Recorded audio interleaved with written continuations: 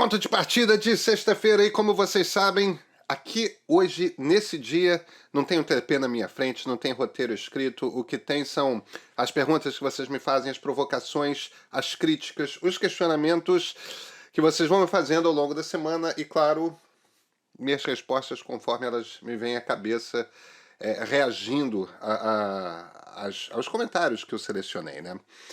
Eu queria começar com dois comentários que são muito parecidos. Um é meio provocador, o outro é super honesto e a verdade é que a pergunta super procede. Esses aqui apareceram no vídeo de segunda-feira, que é aquele a respeito da inelegibilidade do Bolsonaro, mas ao mesmo tempo a respeito daquele comentário super infeliz do Lula de que democracia é relativa, a Venezuela, o jeito dela é uma democracia. Não, não é, mas vamos lá a esses dois comentários. O primeiro é do The Serial, esse meio mal criado, tá? Toda democracia é relativa ou você vai me dizer que a nossa democracia é igual à democracia da Índia? Ha, ha, ha, ha, ha. E aí, do Fernando Vicente, nosso companheiro português. Boa tarde, Pedro. Aqui, a partir de Portugal. Comecei a ver os seus vídeos porque acho que o que se passa no Brasil pode ser precursor do que se passará em muitos outros países.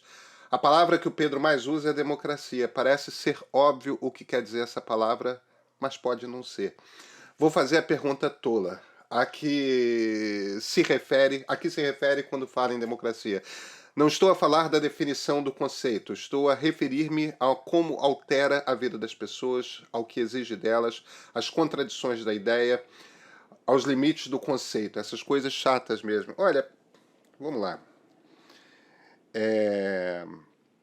O que eu quero dizer quando eu falo de democracia? É claro que democracias podem funcionar de maneiras diferentes. E é claro que democracia, ao longo dos tempos, ela quis dizer muitas coisas diferentes, né? Democracia é um troço que começa lá atrás na Grécia, né? Nas cidades-estados gregas. Atenas não era a única delas, mas Atenas foi a que encarou de forma mais profunda e a que atingiu mais pessoas, porque de todas as democracias gregas, Atenas era a cidade-estado com uma população maior.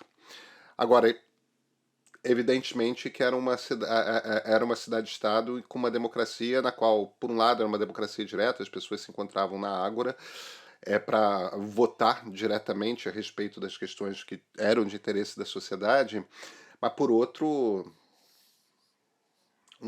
menos que um quarto da população tinha direito ao voto, né? Tinha que ser homem, não podia ser escravo, metade da população era de escravos, tinha vários preceitos ali, necessidades, é muito diferente. Quando no final do século XVIII os liberais que estavam, os movimentos liberais, eles não tinham esse nome, né? A gente dá esse nome hoje. Os movimentos liberais que estavam agindo contra o absolutismo e tentando inventar uma nova forma de governo, eles queriam a ideia de que a sociedade pode se autogerir. Mas, ao mesmo tempo, eles tinham muito medo de implementar algo como uma democracia. Por quê? Porque democracia, naquele modelo ateniense, você junta todo mundo na ágora e vota-se, tem dois defeitos. O primeiro é a inviabilidade num país, mesmo num país nascente como os Estados Unidos, com 13 colônias inglesas, muito distantes umas das outras, e já com gente demais que não dava mais para juntar na praça, né? Era diferente de Atenas. Isso valia a mesma coisa para a Inglaterra, isso valia a mesma coisa para a França, para todo mundo que começou a pensar em implementar um regime de alguma forma democrático, já não dava mais para fazer aquele modelo ateniense. Agora tinha um outro problema, que é, mesmo que você substituísse, como você acabou substituindo, pela ideia de voto no papel e contagem de votos e montagem de uma democracia representativa, né, em que você não vota direto, mas você tem representantes das correntes de opinião da sociedade, existia um medo imenso de que a democracia se tornasse uma ditadura da maioria, em que, no fim das contas, a minoria fosse simplesmente esmagada. E isso é um problema evidentemente, em sociedade, né? Você não quer... A partir do momento que você está seguindo o princípio de que você vai respeitar a opinião de todos, isso tem que valer, inclusive, para os derrotados. Então, construiu-se esse conceito que é a união das ideias do liberalismo, que pregavam direitos individuais, que pregavam essa ideia de que nem o Estado, nem grandes empresas podem esmagar uma pessoa. Você tinha que unir isso, que eram os preceitos liberais, com a ideia de democracia. Então construiu-se algo que nós chamamos de uma democracia liberal. E essa ideia de democracia liberal, ela parte do princípio de que, sim, a gente vai escolher governos, mas esses governos não podem fazer nada a respeito dos direitos individuais fundamentais. A gente está aqui falando de direito à livre expressão, a gente está aqui falando de direito de ir e vir, a gente está aqui falando do direito a uma defesa quando acusado perante a justiça. A gente está falando aqui da liberdade de religião, a gente está falando aqui do direito a uma dignidade essencial, né? A ideia, em essência, é que todo mundo tem certos direitos e nenhum tipo de governo que você pode eleger, nenhuma empresa que se forme a partir dessa sociedade podem passar por cima dos direitos das pessoas. Agora, simultaneamente, você tem um problema que é o seguinte: existe inevitavelmente uma tensão, que é você tem a sociedade e, para o melhor de todos, para o melhor de... para o melhor para a maioria, às vezes é preciso limitar alguns direitos individuais de algumas pessoas ou de alguns grupos. Por exemplo, se uma determinada pessoa é um perigo para a sociedade, porque cometer um assassinato pode cometer outros, às vezes cabe você restringir o direito de ir e vir daquela pessoa. É o que a gente chama de cadeia.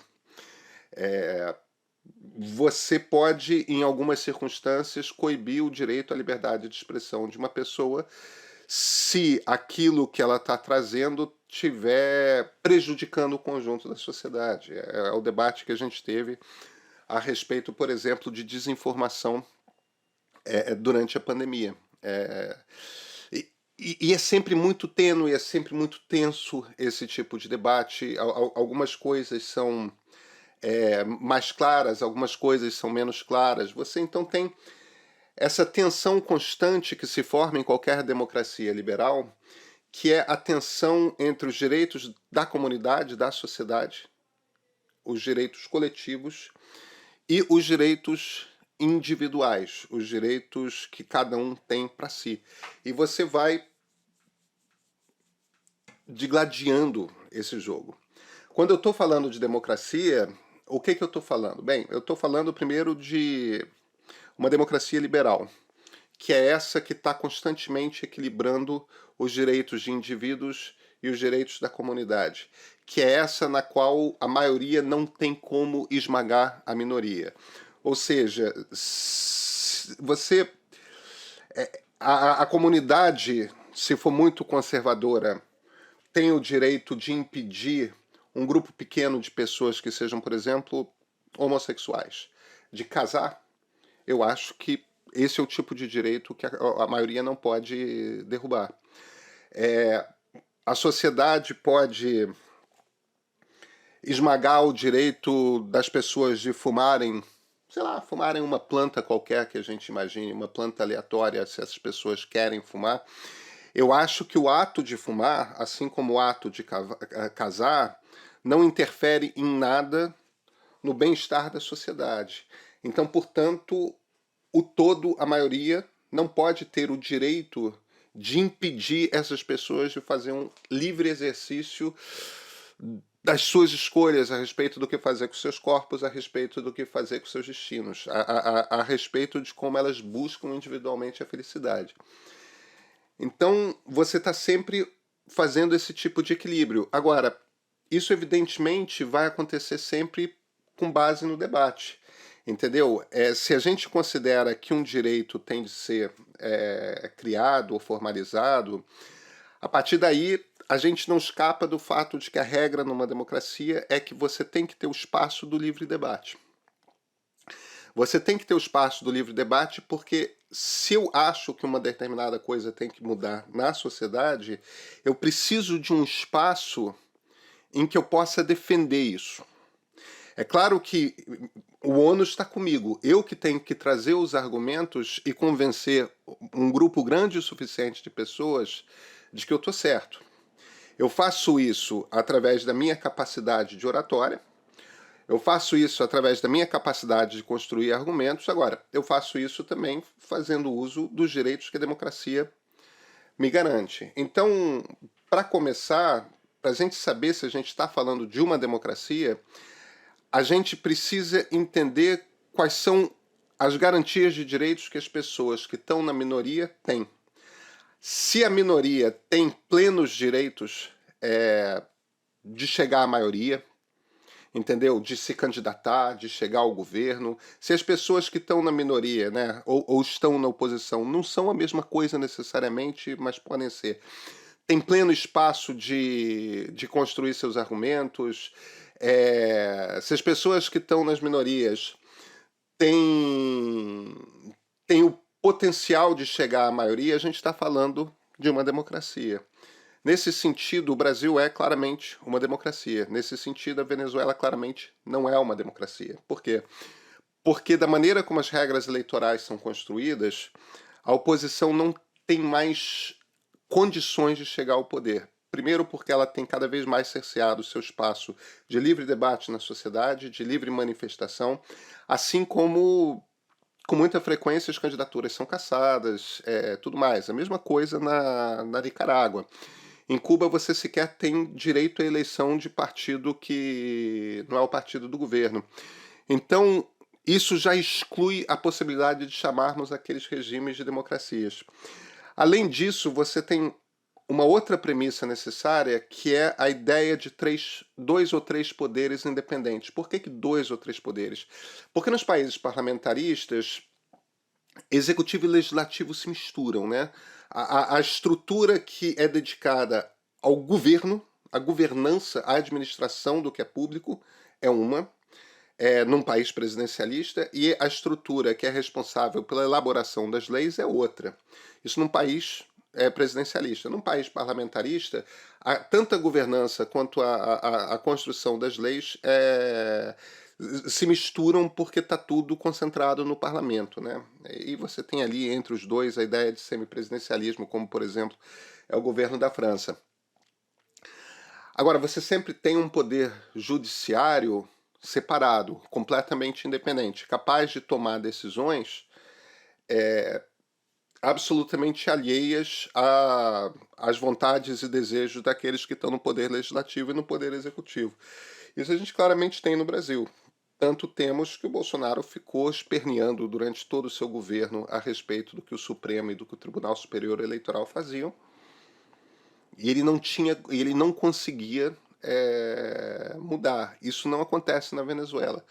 O governo tem pleno controle das decisões, toda a Suprema Corte venezuelana é governista. Por quê? Porque num determinado momento Hugo Chávez dobrou o tamanho da corte, dobrou o número de ministros e encheu de ministros chavistas lá. Então, no fim das contas, a mesma coisa, por exemplo, na Hungria, para citar um exemplo de direita. A partir do momento que você deixa de ter independência dos três poderes e um dos poderes tem condição de ter controle sobre as decisões de todos os poderes, você já não tem como ter os balanços necessários, quer dizer, as forças contrárias a decisões de cada um dos poderes. Você precisa ter isso que os americanos chamam de checks and balances, né? Para a gente chamar isso de uma democracia. Então, talvez a gente pudesse resumir a isso, né? Você tem direitos individuais e você tem os caminhos, tanto pelo debate quanto pela justiça, para defender seus direitos individuais, sempre tendo o limite muito tênue, sempre em constante discussão a respeito da fronteira entre os direitos individuais e os direitos da comunidade. Isso é o primeiro ponto. O segundo ponto é essa possibilidade que quem está na minoria, quem está na oposição, tem sempre de ter um espaço para convencimento a respeito das suas ideias e um espaço para poder chegar ao poder também a partir, evidentemente, do convencimento das suas ideias, né? Se você está num ambiente em que a oposição nunca consegue chegar ao poder, você não está numa democracia.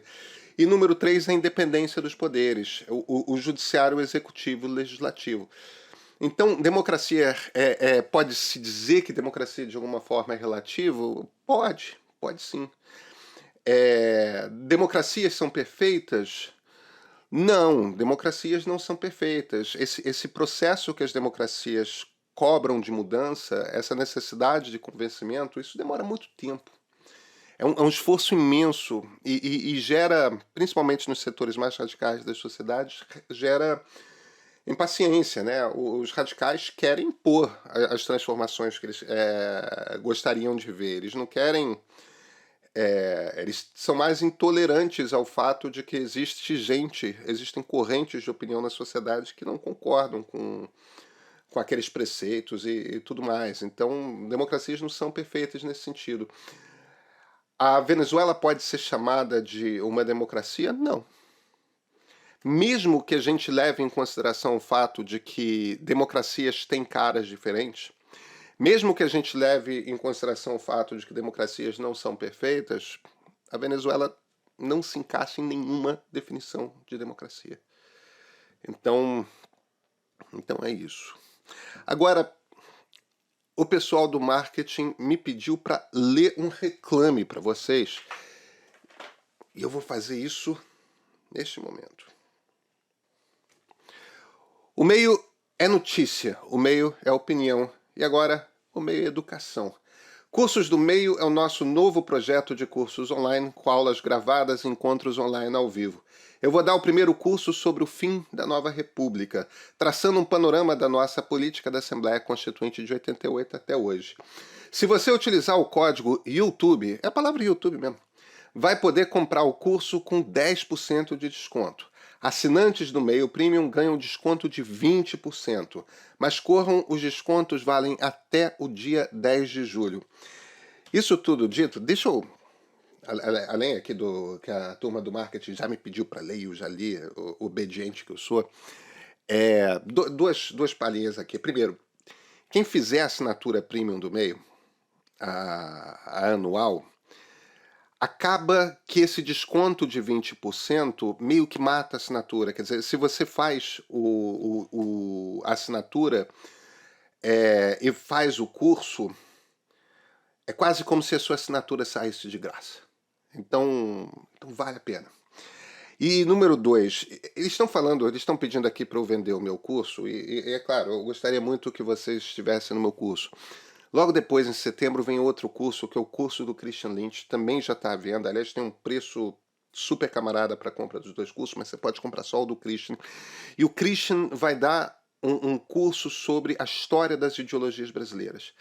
São 2 conservadorismos, 2 liberalismos, 2 socialismos, quer dizer, existem 6 ideologias que, desde o tempo do Império, a gente vê ali presentes nos discursos dos políticos. Então, as coisas que eu, por exemplo, penso como liberal progressista brasileiro, cara, já tinha gente no início do século XIX falando delas. É claro que algumas ideologias, é o caso dos socialismos, elas são mais recentes, né? Elas começam ali final do século XIX, início do século XX, mas nitidamente existem 6 ideologias brasileiras, muito claramente. As ideias são um bocado constantes, a ideia de Brasil, o conceito que cada um desses grupos faz a respeito do que o Brasil é um bocado constante ao longo do tempo. Ninguém tem esse negócio, essa é a especialidade do Christian, ninguém tem essa clareza a respeito de como é o pensamento político brasileiro hoje, como ele tem. Eu super recomendo esse curso. Vai ser um curso super legal, super interessante e meio que, tipo, na boa, meio que fundamental para quem gosta a sério de política, para entender mesmo como é que os grupos, essas coisas que eu sempre estou falando das correntes de opinião na sociedade, como é que elas se organizam, que visões de Brasil elas têm. Super interessante. E eu sou Pedro Doria, editor do Meio. Esse é o ponto de partida.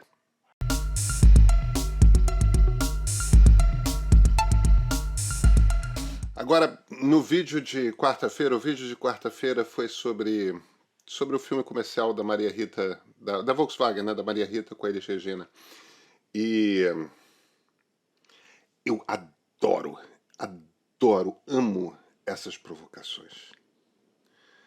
A.R.G. Borges. Você, tá falando de mim, né? Você simplesmente não compreende o significado do termo anacronismo. Eu tive de ir atrás, né? Tipo, será que eu falei bobagem? Vamos lá. A chave do problema aqui é uma palavra que nós perdemos. Anacronismo. É o ato de usarmos conceitos, pensamentos, ideias, objetos, costumes de um tempo para refletir os de outra época. Ana, que se põe contra, em grego. Cronos, tempo. Contra o tempo, em oposição ao tempo. A gente tem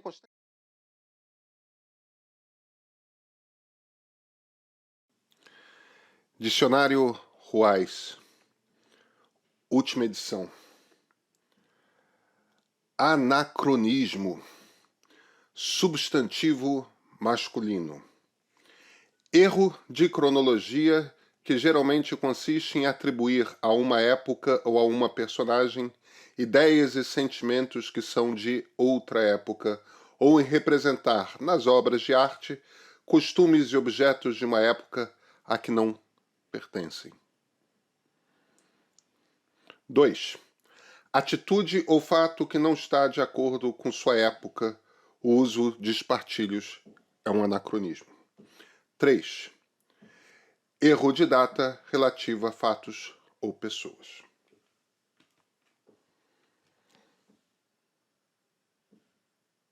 Outro comentário do vídeo de segunda-feira, Multimania 1. Eu só queria entender de onde o Pedro Doria tirou a ideia de que não se curvar à vontade dos Estados Unidos ou não se alimentar completamente a sua política é brigar com o governo estadunidense. Biden, semana atrás, reclamava que o Lula não agradeceu os Estados Unidos por não ajudarem a dar um golpe de Estado no Brasil. Eles queriam reconhecimento por não ter feito mais do que a obrigação de qualquer outro país, que é não interferir nas questões internas dos outros. Mas como essa não é a regra aqui, o presidente americano fez questão de dizer que poderíamos ter ajudado o golpe, palmas para nós que não fizemos. Ô Multimania, isto não aconteceu. O Biden não cobrou um agradecimento do Lula. Vamos lá, cara, vocês fazem uma confusão com esse negócio dos Estados Unidos. Eu não tô nem aí para os Estados Unidos, entende? É um país, entendeu? Um país rico pra cacete. É um país. Tem a França, tem a Alemanha, tem a Angola, tem a Argentina, nossa vizinha, tem países, entendeu? O problema é o seguinte, o problema é que nós temos um governo que tem um drive anti-americano. Eu não estou pedindo pró-americanismo. Eu estou pedindo para que a gente não seja anti-americano. Por quê? Porque eu acho que é burro ser anti-americano. Entende? Os Estados Unidos, eles têm trocentos mil defeitos. Os Estados Unidos não são a melhor democracia do mundo. Aliás, eles têm uma democracia particularmente defeituosa, com muitos problemas internos, a começar por um problema racial. Entende? É muito parecido com o Brasil. A gente tem muito a aprender com os Estados Unidos porque não existe país mais parecido com o Brasil no mundo. Entende? Vamos lá. País continental, no Novo Mundo, colonizado por europeus, que trouxe mão de obra africana, subsaariana, de forma para trabalhar escravizada durante boa parte da sua história até o século XIX. Que dizimou o espaço para as populações, para as sociedades nativas que existiam já presentes aqui na região. Entendeu? Que tem essa tensão de ser uma colagem tem uma sociedade que é formada por uma colagem de diversos povos que vieram de vários cantos do mundo. Uma colagem que sobrevive com muitas tensões, com muitas injustiças, com muita desigualdade. Dois países que têm uma profunda dificuldade de trazer para dentro as suas populações de origem subsaariana. A gente tem muito em comum com os Estados Unidos. Não tem país no mundo mais parecido com o Brasil do que com os Estados Unidos. Entende? Tem evidentemente a diferença de que eles são muito ricos e nós não somos. Eu não estou dizendo que não tenha diferenças, eu só estou dizendo que há muito o que aprender a respeito de como fazer certas coisas e de como não fazer certas coisas também. A partir do exemplo americano, isso não quer dizer que os americanos sejam iguais a nós, eles tiveram uma colonização anglo-saxônica, nós tivemos uma colonização ibérica. É claro que tem vários pontos de diferença, agora tem vários pontos em comum. Você sabe que, por exemplo, os principais mercadores de escravos que atuaram no mercado de escravizados americano eram portugueses? Pois é, eram portugueses. Entendeu? Você sabe que Nova York nasce com holandeses que fugiram de Recife e Olinda quando os portugueses derrotaram ali a colônia holandesa. Então, a gente tem muitos pontos, tem muita coisa a aprender. Além disso, nós vivemos crises muito semelhantes nas nossas democracias. Eles tiveram a eleição de Donald Trump, nós tivemos a eleição de Jair Bolsonaro. Trump e Bolsonaro se viam como semelhantes, se reconheciam como semelhantes. É claro que existia uma relação de subserviência. O Bolsonaro, paspalho, né? Enfim,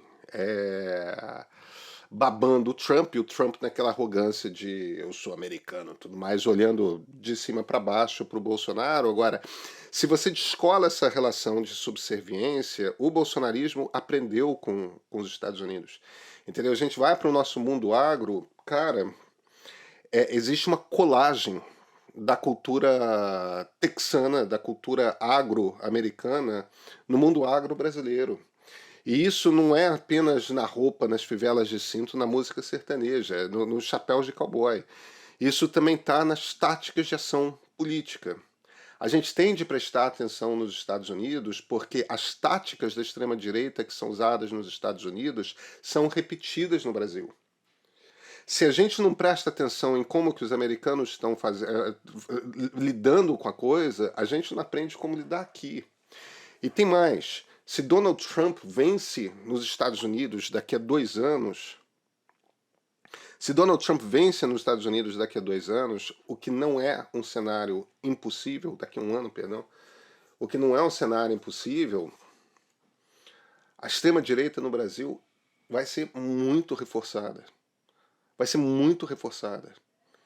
Entendeu? E daqui a 2 anos, daqui a 3 anos, nós vamos ter eleições presidenciais. Então interessa diretamente a nós que o governo Biden vá bem, que o governo Biden seja forte. Então uma relação de cortesia, de uma relação não confrontacional, do meu ponto de vista, interessa muito ao Brasil. Cara, democracias fortalecem democracias, principalmente nesse momento de crise. As democracias que estão enfraquecidas perante a ameaça da extrema-direita se beneficiam particularmente de mútua colaboração. Isso trata diretamente de Brasil e Estados Unidos, não porque os Estados Unidos sejam uma democracia ideal, mas porque os Estados Unidos são uma democracia em crise, exatamente como a nossa. Então, não é uma questão de falar yes sir para tudo quanto é coisa que americano quer. Não precisa. Não precisa. Agora, a gente tem nossos interesses comerciais, eles têm os nossos interesses comerciais, vai ter conflito, vai ter briga, não tem problema. Entendeu? Completamente do jogo. Agora, Jura que a gente vai ficar numa política anti-americana de ficar confrontando os caras o tempo todo? Isso é burrice. Isso não é do interesse brasileiro. Entende? Não é do interesse brasileiro. Não tem nada a ver com os interesses americanos. Por acaso também não é do interesse americano. Agora, eu acho que o governo americano entende melhor do que o governo brasileiro essa relação direta que existe de fraqueza e fortalecimento das extremas direitas. A diferença é o seguinte: a gente precisa mais deles do que eles precisam de nós. Eles têm mais força e mais estabilidade democrática do que nós temos. Eles não têm, por exemplo, forças armadas golpistas. Nós temos. Eles não tiveram gente preparando a estrutura jurídica, se organizando para fazer um golpe de Estado como nós tivemos. Entende? Eu não sei se a democracia brasileira aguenta um novo bolsonarismo daqui a 3 anos. Eu não sei se ela aguenta, cara. Eu acho que a democracia americana aguenta um novo trumpismo. Vai degringolar pra cacete, vai decair pra cacete, mas não acho que vai virar uma ditadura. Eu não tenho essa certeza a respeito do Brasil. Então, meu problema não é uma questão de, os Estados Unidos isso e aquilo. A minha questão é, não tem que ser anti-americana. É burrice ser anti-americano. Entendeu? E o drive da política externa brasileira, no momento, é anti-americano. Isso não faz sentido. Isto é também um anacronismo. É pensar com a cabeça dos anos 60. É pensar com a cabeça da Guerra Fria. Nós não estamos mais naquela época. A política externa americana não é a mesma daquela época. Entendeu? A gente tem que parar de... Enfim, é isso. 2 últimos comentários sobre o filme da Volkswagen. 2 comentários que eu acho que são muito pertinentes à discussão. Um muito gentil, que é do T-Hooks. Pedro, a questão que fica e você não abordou, talvez seja tema mais para o Pedro Cora, é que se não dá para afirmar que eles não topariam fazer propaganda, também não dá para afirmar que ela certamente toparia. Estamos entrando numa era em que os mortos podem ser ressuscitados à revelia para participar de peças publicitárias de entretenimento e afins que talvez não topassem caso estivessem vivos. Iremos ignorar essa questão, afinal já estão mortos, ou em algum momento acharemos melhor não fazer esse tipo de coisa em respeito às suas memórias?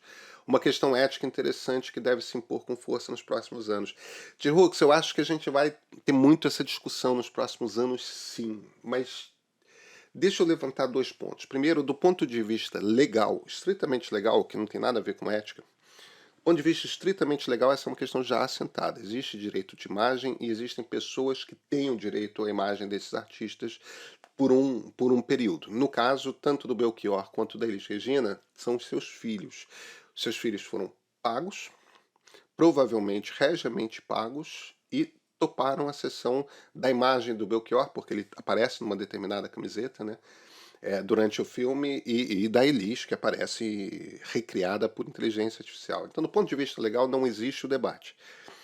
Agora, você tem toda a razão, a gente pode se virar e falar, tá, tudo bem, mas isso quer dizer que os filhos podem fazer qualquer coisa com a imagem dos pais, até coisas que violentam as ideias dos pais? Eu não tenho certeza de que a gente pode afirmar que isso violentaria o que Belchior e Elis fariam hoje, mas digamos que pudéssemos, né?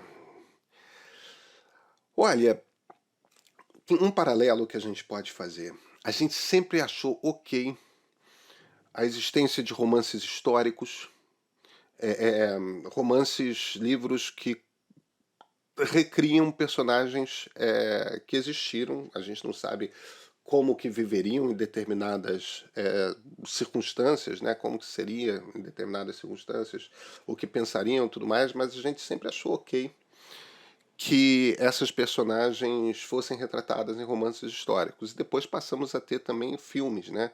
Em que esses personagens aparecem, às vezes de uma maneira que talvez elas gostassem de ver, às vezes de uma maneira crítica que elas não gostassem de ver, e a gente sempre partiu do princípio que, pelo menos na arte, quando a lógica não é um comercial, né, um reclame de uma companhia, a gente sempre partiu do princípio que estava ok. Por que seria diferente agora com inteligência artificial? Eu entendo que inteligência artificial tem um poder de convencimento que um autor não tem, que um livro talvez não tem, porque de fato é um troço que impressiona muito, né? E a tendência é que impressione cada vez mais.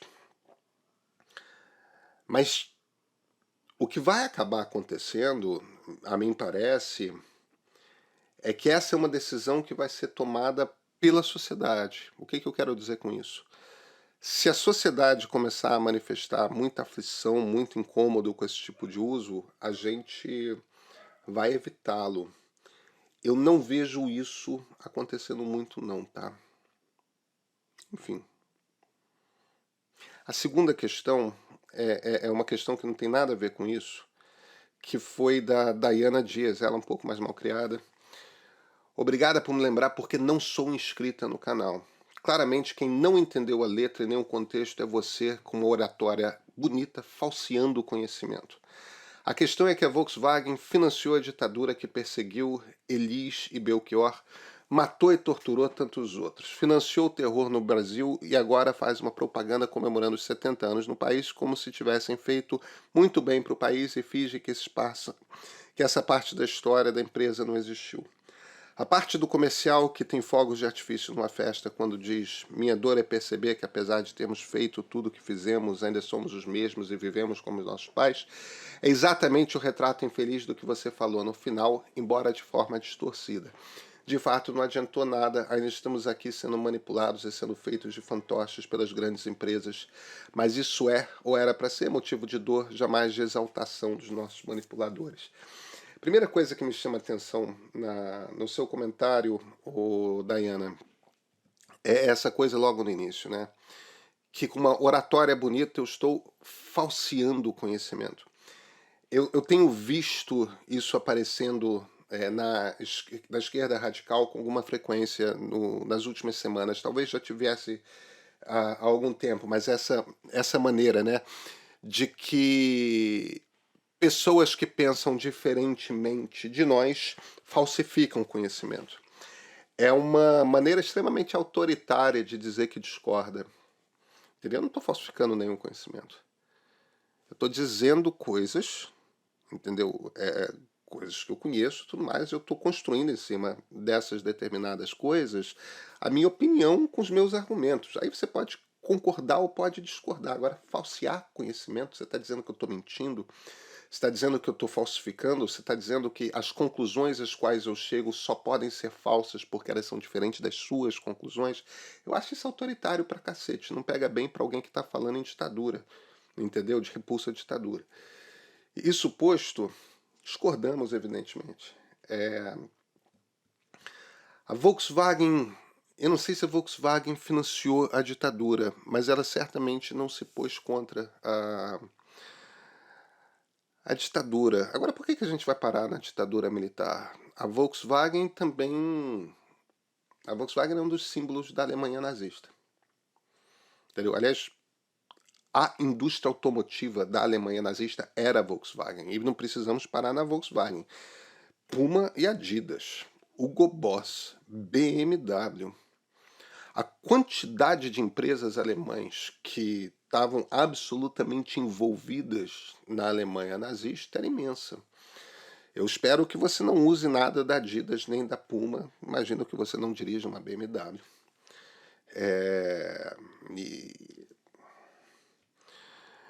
Entende? Eu espero também que você não consuma gás em São Paulo, porque se você consome gás em São Paulo, você está consumindo o gás de uma empresa que cedia espaço para que tortura acontecesse. Eu espero, sinceramente, que você não dirija um Fiat, porque a Fiat financiou o nascimento do movimento fascista italiano de Milão com Benito Mussolini. Espero.